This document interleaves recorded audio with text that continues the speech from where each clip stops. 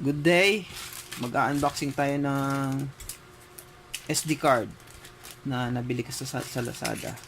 SanDisk.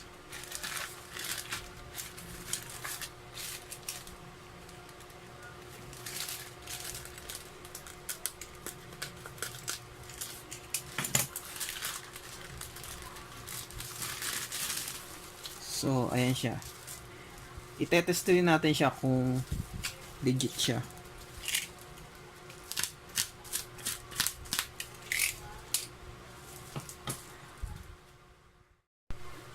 Itetest natin din siya kung legit siya, legit. So, unbox muna natin. So, ayan siya. SanDisk 128GB. Sabi ay they're here.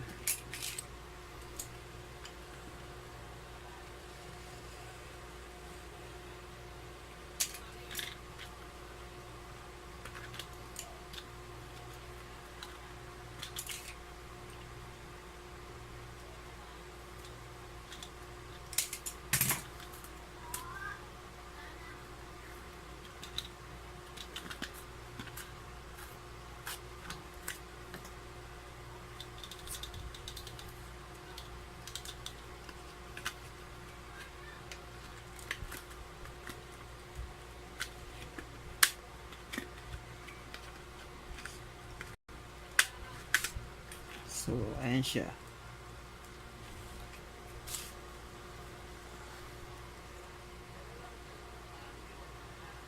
May kasama siyang adapter saka microSD.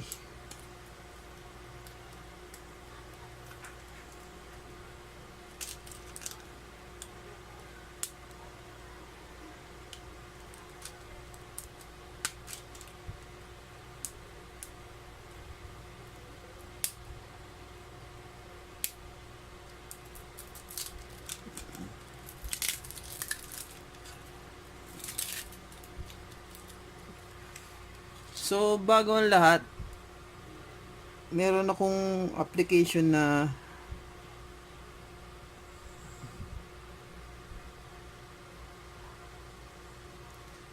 may application akong ginagamit na pang test ng SD card. So,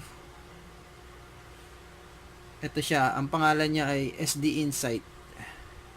So, ayan. 64GB at makikita rin yung manufacturer saka yung model. So kapag legit to, lalabas dito dapat yung logo niya, yung model saka yung manufacture date. So tingnan natin. So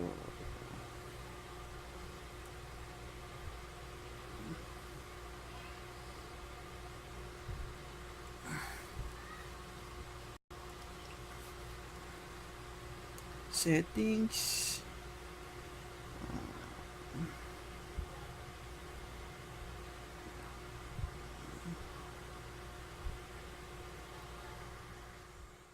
so i-unmount natin siya. Okay.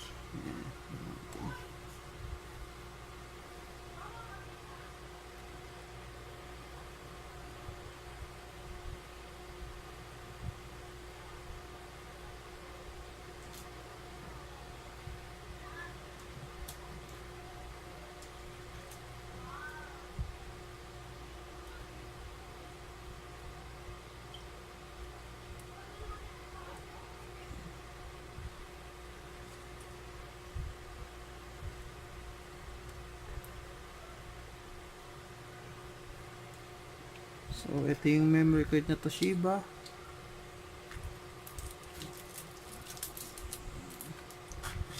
Test natin ngayon yung memory card.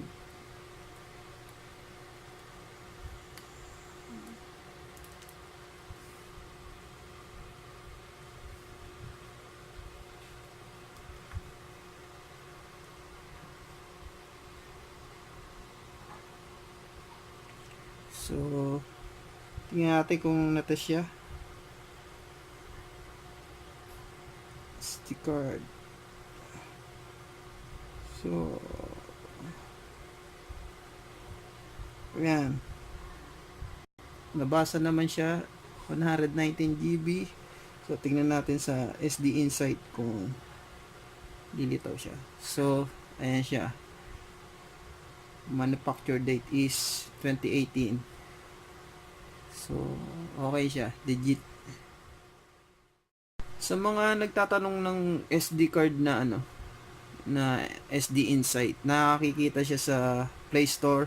Search nyo lang SD Insight. So, ito yung app niya.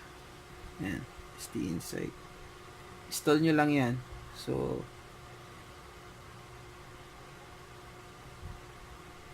kung etong Toshiba ko is almost magto 2 years ko na gamit. So, legit talaga siya. So, dito ko rin siya tines. Kaya, if you like this video, click like and subscribe. Thanks!